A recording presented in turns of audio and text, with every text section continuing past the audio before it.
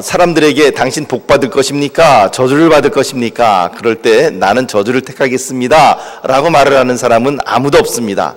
여러분들에게 물어봐도 마찬가지겠죠? 여러분들 하나님의 축복을 받으시겠습니까? 저주를 받으시겠습니까? 당연히 축복을 받기를 원하십니다. 100이면 100 다 그렇습니다.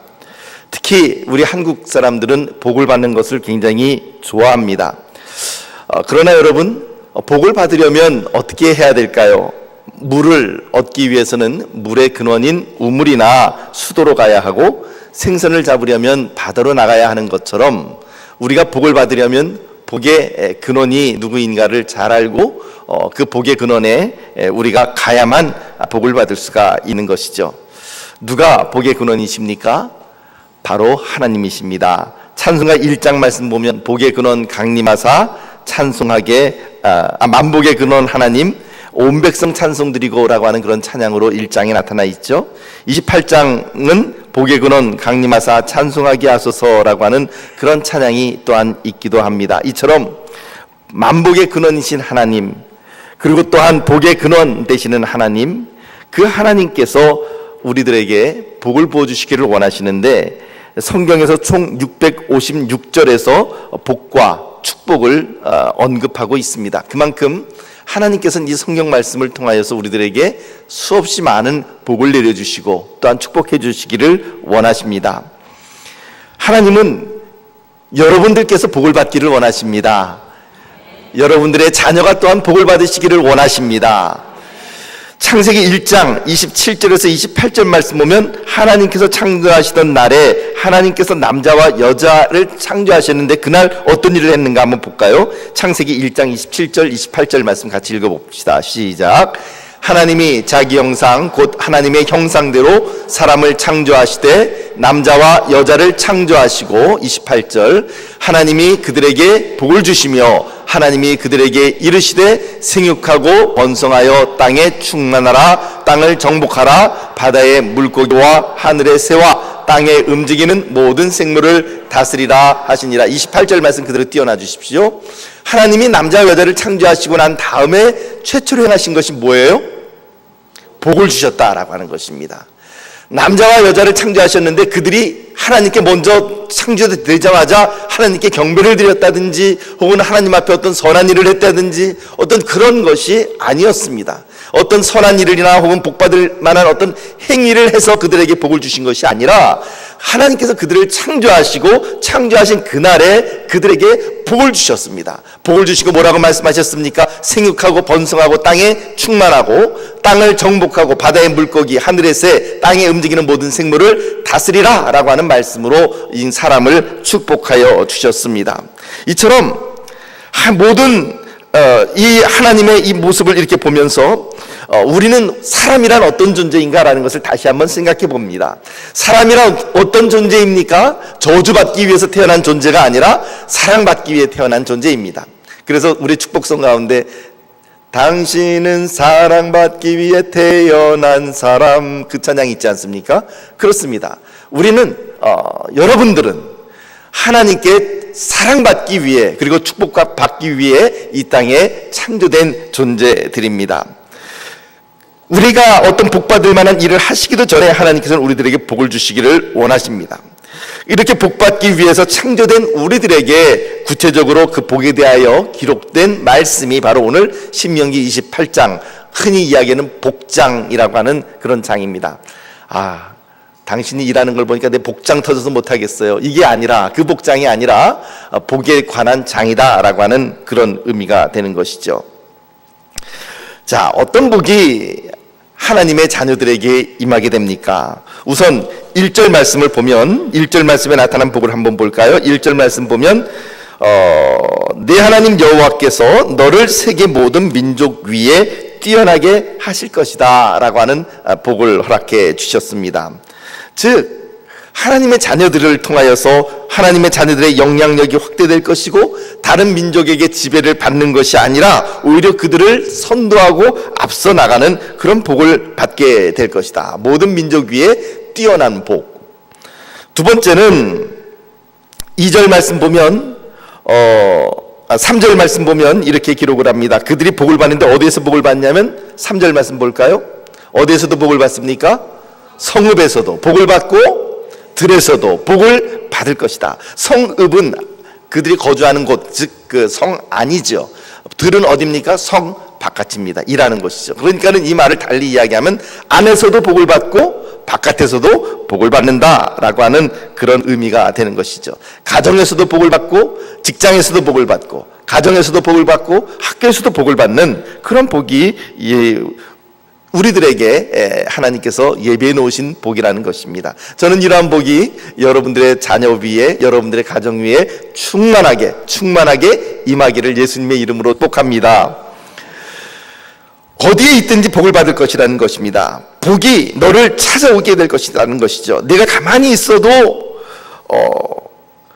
복이 너의 문을 두드릴 것이다 라고 하는 것입니다.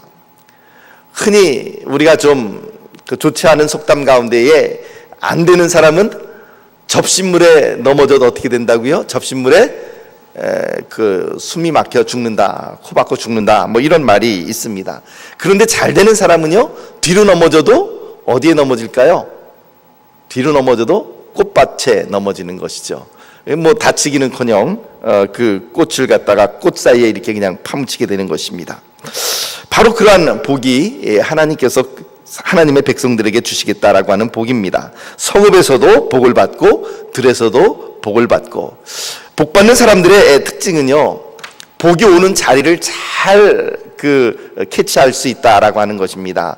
물론 뭐 능력이 뛰어나서 복이 오는 자리를 차지한다라는 그런 의미가 아니라, 복을 받는 사람은요, 그냥 그 사람이 그냥 아무것도 안 해도 하나님께서 그 사람에게 부어주시면 놀랍게 흥황되는 역사를 볼 수가 있습니다.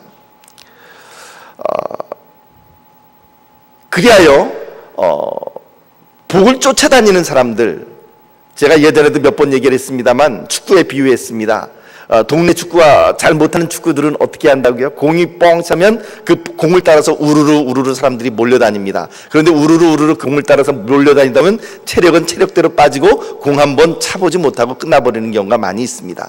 흡사 세상 사람들이 복을 쫓아다니는 이유, 그 모습이 바로 그런 모습과 같습니다. 어디가 뭐가 잘 된다 그러면 그쪽으로 우르르 몰려가죠. 그리고 어디에서 뭐가 좋은 일이 있을 것 같다라고 하면 그쪽으로 또 우르르 몰려갑니다. 하지만 복은 그런 사람들에게 복이 임하게 되지는 않는 것이죠.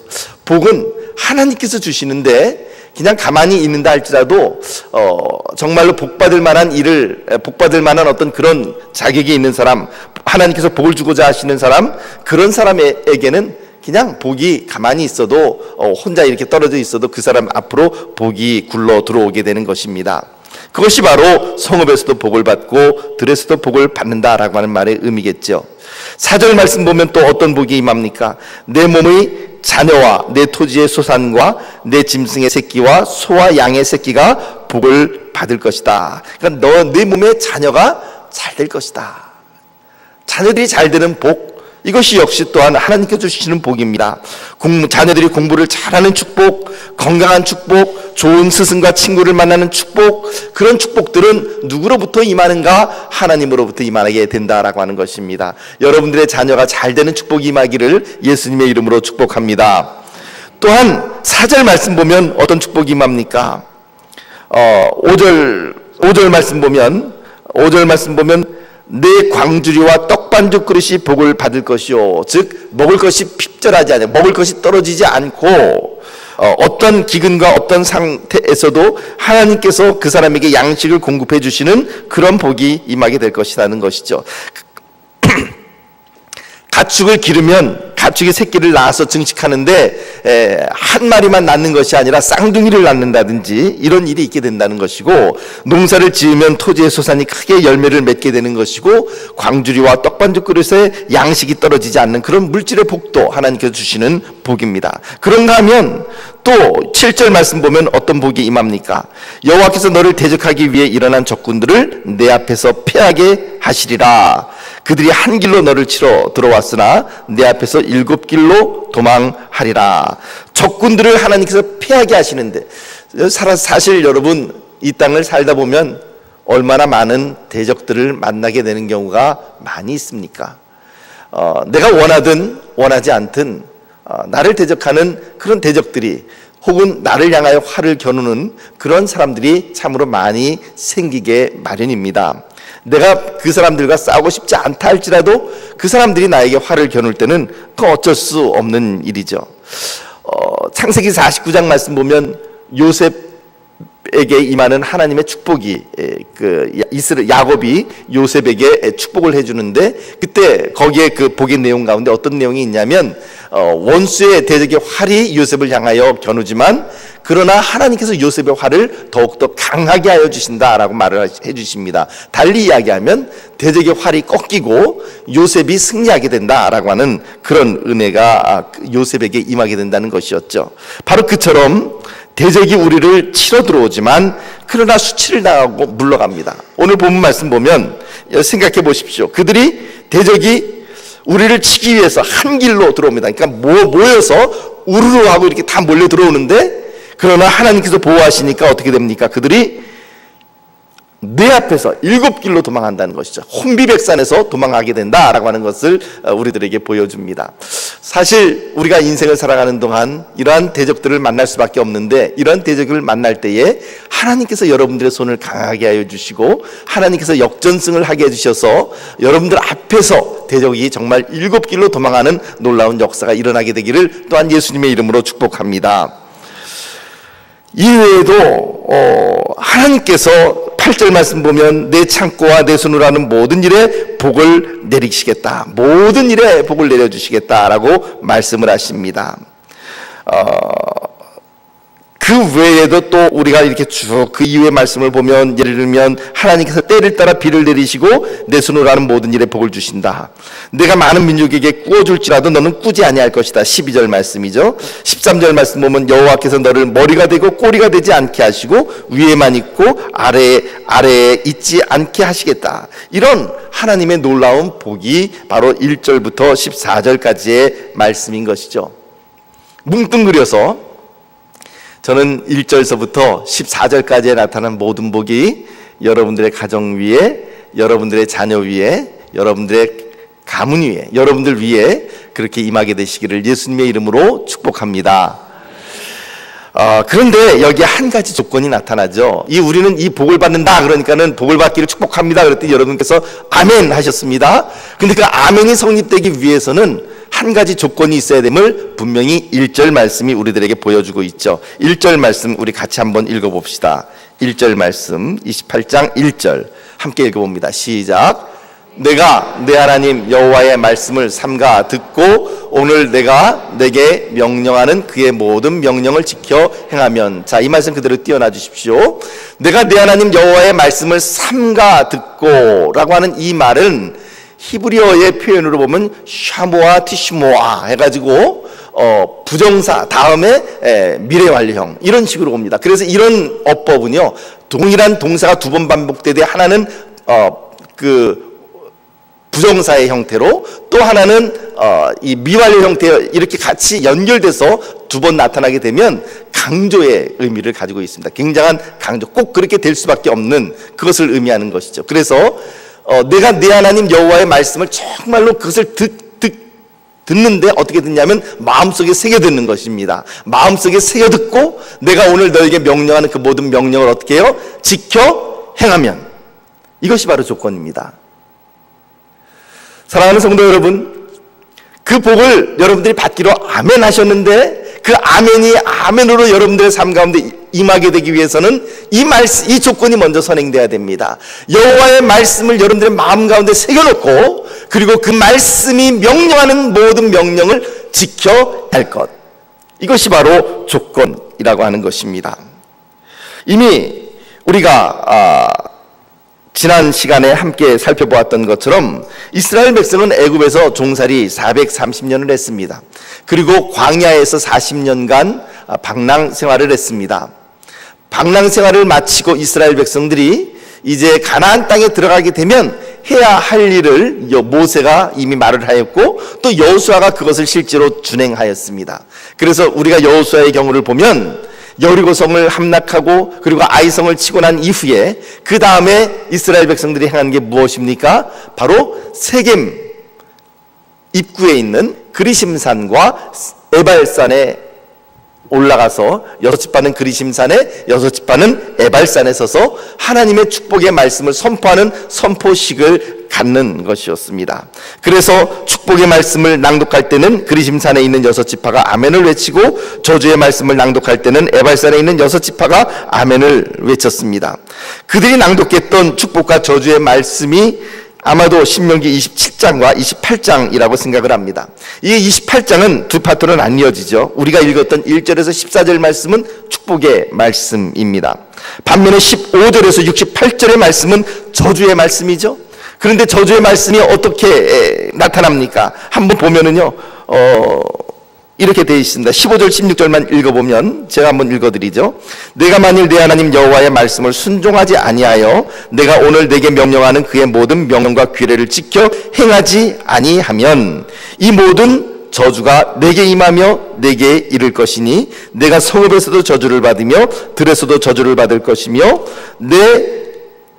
또 내 광주리와 떡반죽 그릇이 저주를 받을 것이며 내 몸의 소생과 내 토지의 소산과 내 소와 양의 새끼가 저주를 받을 것이며 들어와도 저주를 받고 나가도 저주를 받으리라. 이 말씀의 내용이 어떤 말씀하고 흡사합니까? 바로 앞에 있는 그 말씀과 복의 말씀과 굉장히 유사하고 같은 내용이라고 하는 사실을 볼 수가 있습니다. 그러니까 축복의 이 하나님의 말씀은 누군가에게는 축복의 말씀이 되지만 누군가에게는 저주의 말씀이 된다라고 하는 사실을 우리들에게 하나님께서 분명히 말씀을 해주고 있는 것입니다. 이 축복과 저주가 도대체 어떻게 나뉘어지는가? 그 분기점이 무엇이라고요? 무엇에 대한? 하나님의 말씀에 대한 순종의 여부, 순종이냐 불순종이냐에 따라서 축복과 저주가 나뉜다라고 하는 것을 분명히 우리들에게 선포를 하고 있습니다. 그래서 하나님의 말씀을 잘 순종하면 이런 복이 임할 것이다. 이것이 바로 1절에서 14절 말씀이요. 그러나 거꾸로 하나님의 말씀을 듣지 않는다면, 불순종한다면 그 복이 오히려 너희들에게 저주가 되어서 너희를 덮칠 것이다 라고 하는 것이 15절에서 68절 말씀입니다. 요즘 우리나라에 보면은 북한의 핵 위협 때문에 얼마나 나라가 뒤숭숭합니까? 핵 위협, 그리고 또한 미사일 위협, 이런 것들로 인해서 참 나라가 많이 뒤숭숭합니다. 그래서 핵 위협 때문에 사드 배치 문제로 정부가 발표를 했고, 그리고 또 그 일로 인하여서 이제 그 성주 시민들이 요즘은 머리띠를 두르고 또 시위를 하고 있죠. 그리고는 늘 반대를 위한 반대를 하는 반정부 단체들이 이를 빌미로 또 시위를 선동하고 있는 모습도 우리가 바라봅니다. 여러분, 근데 이런 경우처럼 원자력이라고 하는 것도 그런 것 아니겠습니까? 원자력 같은 경우도 우리가 잘 사용할 수만 있다면 좋은 에너지원이 될 수 있고, 혹은 경제적으로도 그 아랍에미레이트 경우에 우리가 이미 원자력 수출을 했습니다만, 이렇게 좋은 결과를 가져올 수 있지만, 그러나 이것이 무기에 사용되면 아주 가공할 만한 저주스러운 살상 무기인 핵무기로 변할 수 있다라고 하는 것을 통해서 우리가 생각해 볼 것은, 이 원자력이라고 하는 것도 잘 쓰면 축복이요, 잘 못 쓰면 저주가 될 수 있다라는 것, 바로 그것처럼 똑같은 원자력이지만 어떻게 쓰느냐에 따라 축복이 될 수 있고 어떻게 쓰느냐에 따라 저주가 될 수 있다라고 하는 사실을 우리들에게 보여줍니다. 하나님의 말씀이 그렇다는 것입니다. 하나님의 말씀에 우리가 순종한다면 그 하나님의 말씀은 우리들에게 축복이지만, 그러나 불순종하게 되면 그 하나님의 말씀은 우리에게 저주가 될 것이다 라고 하는 것이다. 여러분들에게 한번 질문해 볼까요? 하나님의 말씀에 순종하는 것이 어렵겠습니까? 하나님의 말씀에 불순종하는 것이 어렵겠습니까? 불순종하는 것이 어렵겠습니까? 순종하는 것이 어렵겠습니까? 순종하는 것이 어렵다고요? 과연 그럴까요? 에덴 동산을 하나님께서 처음 창조를 해 주셨습니다. 에덴 동산을 처음 창조해 주셨는데, 에덴에서는 아담과 하와가 정말 자기들 마음에 내키는 대로 먹고 싶으면 먹고 쉬고 싶으면 쉬고, 그렇게 자기들의 취향에 따라 무엇인지 할 수가 있었습니다. 그날 먹고 싶은 것이 시큼한 과일이 먹고 싶다면 시큼한 과일을, 달콤한 과일을 먹고 싶다면 달콤한 과일을 마음이 끌리는 대로 먹으면 되었습니다. 그러나 하나님께서 오직 한 가지 과일의 열매를 금하셨죠. 그게 무슨 과일입니까? 선악을 알게 하는 선악과였습니다. 이 선악과가 어떤 의미를 가지고 있는가, 왜 하나님께서 선악과를 창조하셨는가에 대해서는 이미 몇 번 여러분들에게 말씀을 드렸기 때문에 오늘 이 시간에는 거기까지는 제가 나가지 않겠습니다. 단지 한번 우리가 생각을 해봐야 될 것은, 그렇다면 하나님께서 이 선악을 알게 하는 나무의 실과에 대해서 먹지 못하도록 금지하셨고 그것을 먹으면 죽는다라고 하는 경고까지 해주셨습니다. 이것은 하나님께서 인간에게 주신 최초의 계명이었습니다. 하나님의 계명은 무엇을 하라라고 하는 것이 아니라 하지 말라라고 하는 것이 첫 번째 계명이었습니다. 여기에서 우리가 사람의 본분을 제대로 지켜나가기 위해서는 해서는 안 될 일이 무엇인지 아는 것, 해서는 안 될 그 한 가지가 무엇인지 아는 것, 거기에 있다라는 것을 우리가 알 수가 있습니다. 그리고 그 하지 말라라고 하나님께서 명령하신 것은 사람에게 있어서 그렇게 어려운 것이 아니었습니다. 배고파 참고 먹을 것이 없어도 참으면서 지켜야 한다면 어려운 것일 수 있겠지만, 그러나 먹을 것이 충분했습니다. 언제든지 먹고 싶은 것을 원하는 것대로 따먹을 수가 있었습니다. 단지 그 중에 하나만 먹지 않으면 됐습니다. 오히려 하나님은 그 먹지 말아야 될 것 먹으면 죽는다라고 경고까지 해 주셨습니다. 그러므로 사람이 죽지 않고 영생하기 위해서는 그것만 먹지 않고 생명나무 과실을 먹을 수만 있다면 아주 쉽게 모든 일이 풀리는 것이었죠. 하지만 사람은 결코 어렵지 않은 이 하나님의 금지 명령을 호기심 때문에 어기게 됩니다. 그리고는 하나님의 자리에 올라가려고 하는 욕심으로 인하여서 죽음에 이르게 되는 것이죠. 무슨 말입니까? 굉장한 무엇인가를 못해서가 아니라 단순히 하지 말아야 할 것을 인간이 범함으로 인하여서 죽게 되었다라고 하는 것입니다. 사람다움이라는 것은 그러므로 안 될 것이 무엇인지 아는 데 있는 것입니다. 개만도 못하다라고 하는 비난은 사람이 무엇인가 해야만 할, 인간으로서 해야 될 일을 하지 못했을 때에 듣는 이야기가 아니라 인간으로서 하지 말아야 할 어떤 일을 했을 때에 그런 욕을 먹게 되는 것입니다. 하나님께서 금지한 그 선만 넘지 않으면 우리로 하여금 복을 누리며 살게 해 주셨습니다. 어떤 무리한 요구를 하지도 않으셨습니다. 매우 어렵고 복잡한 작업을 시키거나 고상한 어떤 일을 하라고 명령하시지도 않으셨습니다. 그래서 신명기 30장 11절에서 16절 말씀을 보면 우리들에게 이렇게 말을 하고 있습니다. 30장 11절에서 16절 같이 한번 읽어보도록 할까요? 시작. 내가 오늘 내게 명령한 이 명령은 내게 어려운 것도 아니요 먼 것도 아니야. 하나님께 뭐라고 말씀하셨냐면 내가 오늘 너에게 명령한 이 모든 명령이 너에게 어려운 것도 아니요 너에게 먼 것도 아니다. 12절 말씀 볼까요? 12절 시작. 하늘에 있는 것이 아니니 내가 이르기를 누가 우리를 위하여 하늘에 올라가 그의 명령을 우리에게로 가져가 와서 우리에게 들려 행하게 하랴 할 것이 아니오. 하나님의 명령이 멀리 하늘에 있는 뜬구름 잡는 어떤 그런 명령, 아주 멀리 우리들로부터 멀리 있어서 우리와 관계없는 그런 명령이 아니라라고 하는 것이죠. 13절 말씀 봅니다. 시작. 이것이 바다 밖에 있는 것이 아니니 내가 이르기를 누가 우리를 위하여 바다를 건너가서 그의 명령을 우리에게로 가지고 와서 우리에게 들려 행하게 하랴 할 것도 아니라. 이 말씀을 보니까 이 하나님의 명령이 바다 저 멀리 해외 먼 곳에 있는 지구 반대편에 있어서 그리하여 그것을 배를 타고 그리고 또한 걷고 아주 험난한 길을 가서 그것을 가지고 와서 사람들의 귀에 들려주어야만 할 그런 말씀도 아니다라고 하는 것을 이야기를 합니다. 14절 말씀 읽어봅니다. 14절 시작. 오직 그 말씀이 내게 매우 가까워서 내 입에 있으며 내 마음에 있은즉 내가 이를 행할 수 있느니라. 오직 그 말씀이 너에게 매우 가깝다. 내 입에 있고 내 마음에 있은즉 내가 이를 행할 수 있다. 이것이 바로 하나님의 말씀입니다. 15절 말씀 봅니다. 시작. 15절 16절 이어서 읽습니다. 시작. 보라 내가 오늘 생명과 복과 사망과 화를 내 앞에 두었나니 곧 내가 오늘 내게 명령하여 내 하나님 여호와를 사랑하고 그 모든 길로 행하며 그의 명령과 규례와 법도를 지키라 하는가. 그리하면 내가 생존하며 번성할 것이요 또 내 하나님 여호와께서 내가 가서 차지할 땅에서 내게 복을 주실 것임이라. 아멘. 지금 이 신명기 30장 11절에서 16절 말씀 보니까 하나님께서 우리들에게 명령하여 주신 이 모든 명령들은 우리들이 지키기 어려운 그런 할 수 없는 그런 무리한 요구가 아니다라고 말씀을 하십니다. 그러면서 뭐라고 말씀하시냐면 이 말씀이 너에게 매우 가까워서 내 입에 있고 내 마음에 있다. 그래 오늘 내가 너의 앞에 생명과 복, 사망과 화를 내가 너의 앞에 두었다라고 하나님께서는 말씀하십니다. 곧 하나님의 말씀을 순종하면 이 모든 말씀들은 너에게 축복이 될 것이지만 생명이 될 것이지만 그러나 하나님의 말씀에 불순종하면 그것은 사망과 저주가 될 것이다 라고 하는 것이 하나님께서 우리들 주신 말씀이었습니다. 그래서 제가 한번 이런 생각을 해보았습니다. 27장 16절 말씀을 보면 15절 말씀을 볼까요? 15절 말씀.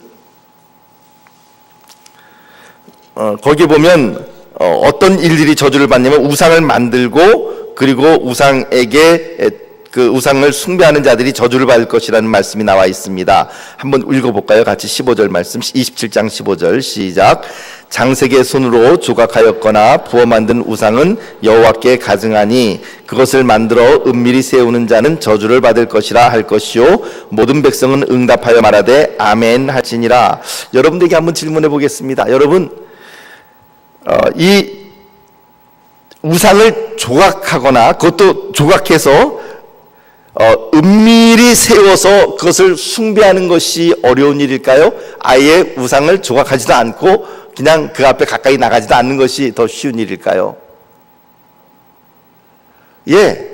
안 만들고 가만히 있으면 더 쉬운 일 아닙니까? 그냥 가만히 있으면 되는 거죠. 굳이 그것을 우상을 만들고 그것도 또 은밀하게 세워서 우상 숭배를 해야 되는 그런 일들은 오히려 더욱더 어려운 일일 수밖에 없습니다.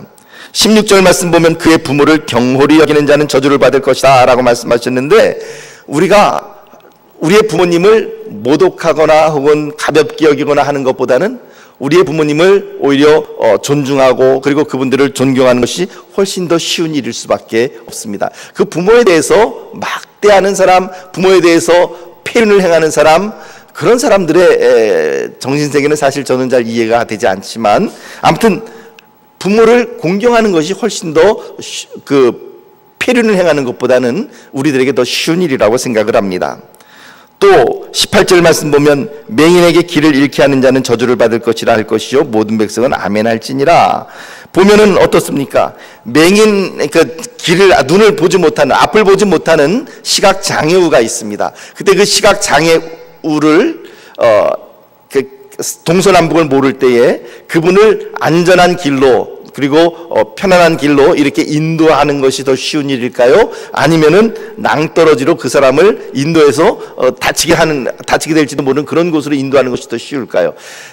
정상적인 마음이라고 한다면 우리들은 그 시각장애우를 편안하고 안전한 길로 이렇게 인도하고 그리고 또한 데려다 주는 것, 그것이 우리들의 마음을 훨씬 더 기쁘게 하고 그것이 또한 우리들의 마음을 편하게 만들어줍니다. 굳이 낭떠러지나 절벽으로 그 사람을 데리고 가는 것, 이것은 사실 굉장히 어떻게 보면 훨씬 더 어려운 일일 수밖에 없습니다. 이처럼 오늘 우리들이 하나님의 말씀을 바라볼 때에 하나님의 말씀에 불순종하기보다는 순종하는 일이 우리들에게 훨씬 더 쉬운 일이라고 하는 것을 하나님께서는 우리들에게 말씀하여 주시고 계시는 것입니다. 사랑하는 성도 여러분, 하나님의 말씀에 순종함이 우리들의 복입니다. 한번 옆에 있는 분들에게 그렇게 선포를 해봅시다. 하나님의 말씀에 순종함이 복입니다. 예, 그렇습니다. 말씀에 순종하는 것이 바로 복입니다. 하나님께서는 이미 우리에게 이 복의 창고를 열 수 있는 열쇠를 우리들에게 주셨습니다. 하나님께서 이것을 우리의 손에 쥐어주셨고, 예전에 보면 그 엄마 아빠가 맞벌이 나간 그 부부를 보면은 자녀들이 놀 때 목에다가 뭐를 걸고 놉니까? 집 열쇠를 이렇게 걸고 이렇게 노는 경우를 종종 보았습니다. 요즘은 뭐 그런 아이들은 별로 못 보겠는데 그랬습니다. 그처럼 하나님께서는 우리들의 그 목에 열쇠를 만들어 주셔서 이미 달아놔 주셨어요. 어떤 열쇠냐면 하늘나라 복의 창고를 열 수 있는 열쇠를 이미 우리들에게 허락하여 주셨습니다. 그런데 문제는 우리는 이 열쇠를 주셨음에도 불구하고 이 열쇠를 사용할 줄 모른다라고 하는 것이 우리들의 문제입니다. 그 열쇠를 사용하는 법을 잃어버렸습니다. 매주 습관처럼 교회에 나오지만 정작 받아야 할 복을 받아 누리지 못합니다. 왜요? 그 열쇠를 사용하는 법을 잃어버렸기 때문에, 하나님의 말씀에 순종함이 참된 복이라고 하는 사실을 제대로 알지 못하기 때문에.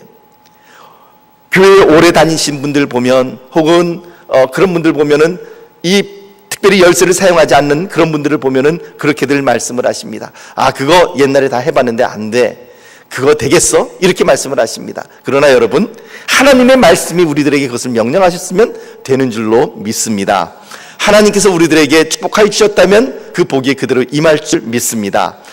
하나님께서 우리들의 손에 이미 그 열쇠를 주셨기 때문에 이제는 우리들의 있는 그 손에 있는 열쇠를 어떻게 해요? 사용하기만 하면 되는 것입니다. 축복합니다. 여러분들의 손에 있는 열쇠를 사용하셔서 하늘나라 복의 창고를 여시기를 예수님의 이름으로 축복합니다. 부뚜막에 소금도 넣어야 짜다라고 하는 그런 속담이 있는 것처럼 행치 않는 믿음, 순종하지 않는 믿음은 결코 복을 얻을 수가 없습니다. 오늘 하나님은 우리들에게 분명하게 선포하십니다.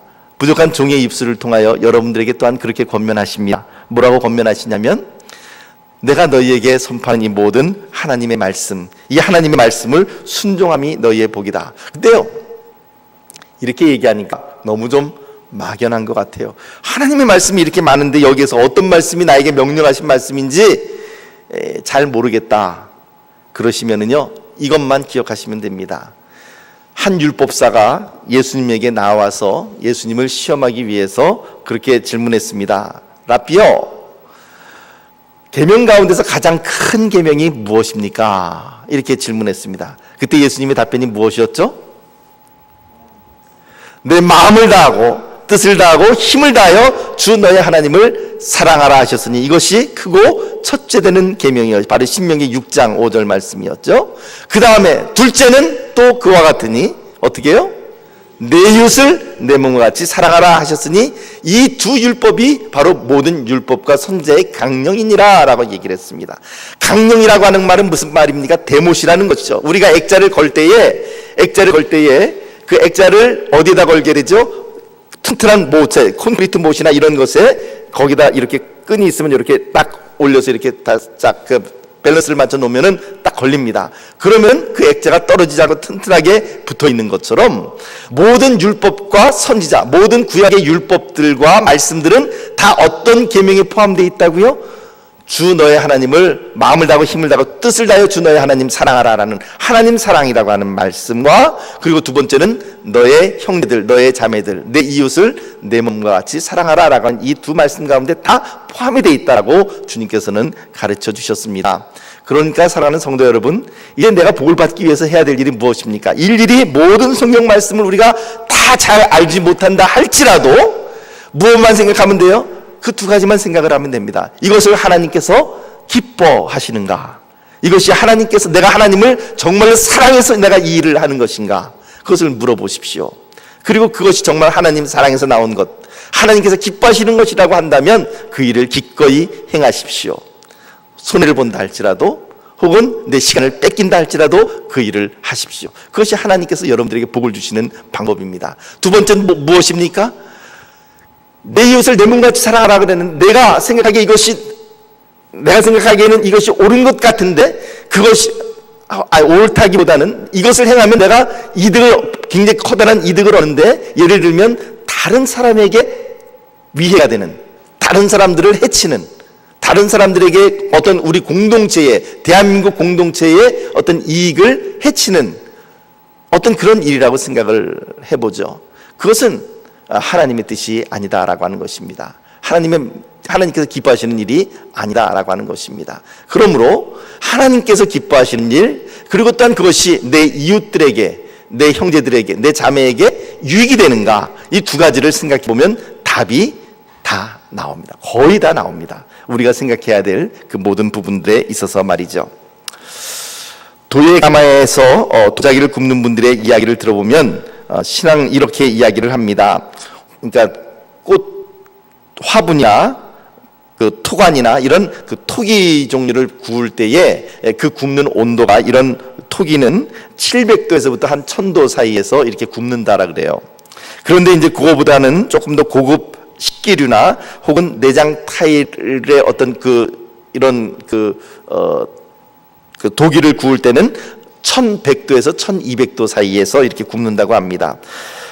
그 외에 또 찻잔, 아주 고급 찻잔이나 외장 타일 같은 좀 고급스러운 것은 1200도 내외에서 굽는다 그럽니다. 그런데 공예품과 같은, 도자기 같은 그런 공예품은 그것보다 훨씬 더 높은 온도인 1300도씨에서 굽는다 그래요. 근데 1000도까지는 그냥 누가 불을 피워도 1000도까지는 올라간다 그럽니다.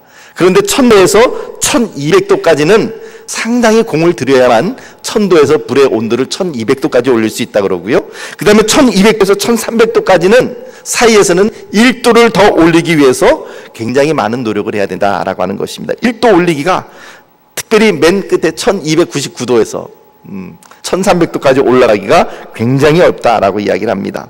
그 1도의 상승에 따라서 그 작품이 성공할 수도 있고 실패할 수도 있기 때문에, 그래서 도예가들은 마지막 단계에서는 그 남의 손에 이 불을 갖다 맡기지 않고 주인이 직접 불가마를 지키고 그렇게 불을 지펴서 성공시켜야 된다라고 하는 그런 내용의 이야기를, 그런 글을 읽어본 적이 있습니다. 사랑하는 성도 여러분, 그런 생각을 해보았습니다. 혹시 내가 하나님의 말씀대로 살아간다고 살아왔는데도 무엇인가 왜 하나님께서 나에게 복을 주시지 않으실까라고 생각을 하신다면 이렇게 생각을 해보십시오. 아직까지 온도가 다 올라가지 않았다라고 생각을 하십시오. 아직까지 불을 더 지펴야 되는구나, 이렇게 생각을 하십시오. 숨이 턱턱 막힐 수도 있지만 아직까지 1도가 부족할 수 있다라고 하는 것입니다. 물이 100도가 돼야만 정확하게 끓는 것처럼, 99도에서도 끓지 않고 오직 100도가 되어야만 끓는 것처럼, 그와 같이 우리가 마지막 순간까지 하나님의 말씀 앞에 순종하며 나아갈 때에, 그때에 비로소 우리들의 삶 가운데 놀라운 하나님의 은혜가, 그리고 또한 이 축복이 우리들에게 임하게 될 줄 믿습니다. 사랑하는 성도 여러분, 오늘 주님께서 저와 여러분들에게 주신 이 말씀을 우리의 마음 가운데 잘 새겨 넣읍시다. 우리의 축복과 저주는 무엇에 말미암는다고요? 하나님의 말씀에 대한 순종 여부. 순종하면 축복이요, 불순종하면 저주라고 하는 사실을 기억하시고, 그리고 또한 우리에게 주신, 이미 우리에게 하나님께서 복을 주시기로 작정하셨고, 또한 우리에게 복을 주시려고 마음먹으신 하나님께서 우리들에게 복을 주시는데, 그 복의 열쇠를 이미 우리들에게 말씀을 통하여 주셨다는 것. 그리고 그 말씀 가운데 가장 중요한 두 말씀 무엇이라고요? 하나님 사랑, 이웃 사랑. 그것을 생각하며 나아간다면 하나님께서 우리들에게 복을 부어주시지 않을 이유가 전혀 없게 되는 것입니다. 그럼에도 불구하고 아직까지 우리의 온도가 올라가지 않았다고 한다면 마지막 순간까지 우리가 그 온도를 올리기까지 그와 같이 최선을 다하여 하나님 앞에 서며 하나님의 말씀대로 살아가기로 몸부림치는 그런 귀한 모습이 저와 여러분들의 모습이 되시기를 예수님의 이름으로 축복합니다. 우리 함께 기도하겠습니다. 하나님 아버지, 오늘 우리들에게 주신 이 말씀처럼 하나님의 말씀을 온전히 축복으로 받아들이는 자리 되게 하여 주시옵소서. 주님, 말씀이 이미 우리들에게 주어졌습니다. 이 말씀에 대한 순종은 축복이요, 불순종은 저주라고 말씀을 하셨는데, 하나님 아버지, 온전히 순종함으로 주님 앞에 나아가는, 그래야 하나님의 축복을 받는 귀한 주의 백성들이 되게 하여 주시옵소서. 예수님 이름으로 기도하옵나이다. 아멘.